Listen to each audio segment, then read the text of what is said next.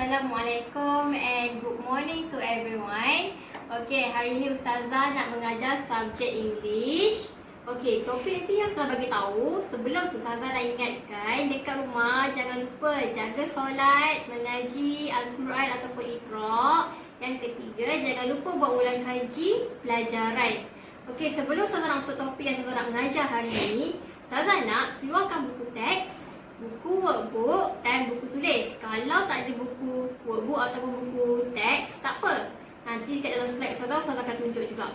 Okey, tapi yang penting keluarkan buku tulis. Okey, kalau tak ada buku tulis, tak apa. Tulis kat dalam kertas.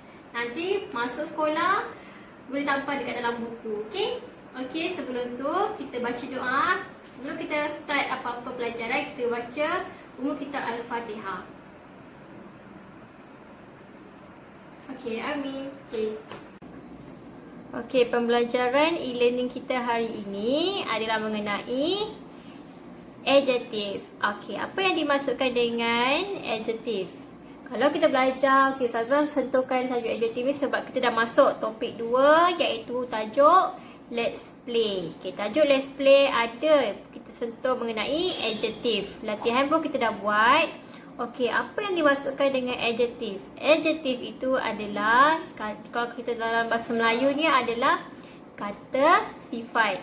Okey, kita terus kepada what is meaning of adjective? Apa yang dimaksudkan dengan kata sifat? Okey, yang pertama, an adjective is a describing word. Kata sifat itu menjelaskan sesuatu perkataan. Yang kedua, it tells you about a noun or describes it. Yang ketiga, an adjective often comes before the noun it describes, ataupun kata sifat itu datang sebelum kata nama.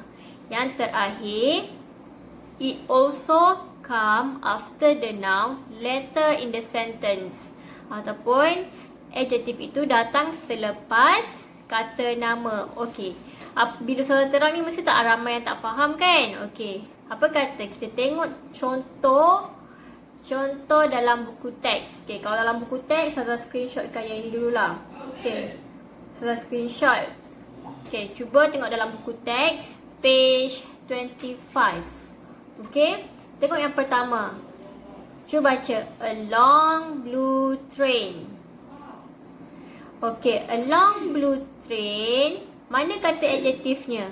Adjektifnya adalah long. A long blue train. Yang memberitahu kereta api warna biru itu panjang. Okey, yang kedua, a short red train. Okey, so adjektif dia adalah short. Okey, saya nak gariskan sama-sama. Okey. And yang ketiga, contoh yang ketiga, a big green ball. Maksudnya adjektif dia adalah big. Yang keempat, a small yellow ball. So, small yellow ball ni, yang mana adjektif dia? Small. Okey, yang kelima. Number fifth, an ugly purple monster. So, where is the adjective? Adjective is ugly. So, ini adalah kata sifat dia, ugly. Okay, yang keenam, a beautiful orange monster. So, kata sifat untuk orange monster ini adalah beautiful. So, yang ketujuh, an all black go-kart. So, ini adalah an all black go-kart. Yang mana satu kata adjektifnya? Kata sifatnya. So, all ini adalah kata sifat bagi black go-kart. Okey, yang terakhir, a new pink go-kart. So, mana adjektif dia? New. Okey, yang beritahu, yang adjektifnya menunjukkan kata go-kart color pink ni baru. Okey? Okey, faham ni semua? Okey, Ustazah tahu ada yang ramai tak faham lagi. Ustazah lagi latihan, nanti buat bagi faham.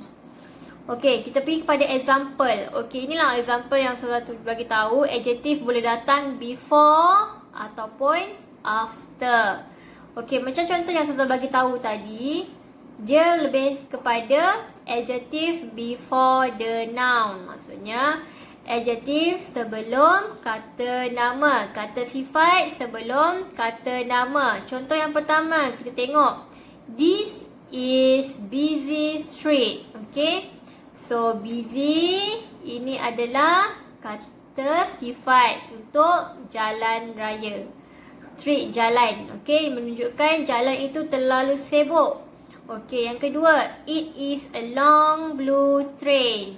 Yang ketiga, it is an ugly monster. Okay, kita tengok adjective after the noun. Okay, tengok kat sini. Iaitu kata sifat selepas kata nama. Okay, tengok yang pertama. Contoh yang pertama. First, Sue's drawing is beautiful. So, beautiful ini adalah kata sifat ataupun adjective. The sea is rough.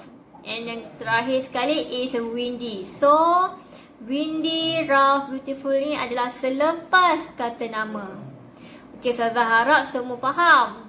Okay, kalau nak lebih faham lagi, lebih expert lagi dalam adjective ni, kita sama-sama buat latihan, exercise, rearrange the jumble letter to make a describing word. Okay, buat sama-sama dengan mak ayah. Tanya mak ayah, buat sama-sama. Okay, buat nombor 1 sampai nombor 10, salin arahan dan salin ayat. Okay, buat dalam buku, tulis. Siapa yang ada buku B1, buat dalam B1. Siapa yang ada buku B2, buat dalam B2. Okey. Buat sampai nombor 1 sampai nombor 10, hantar sebelum pukul 3. Okey, itu saja. Sekian, terima kasih.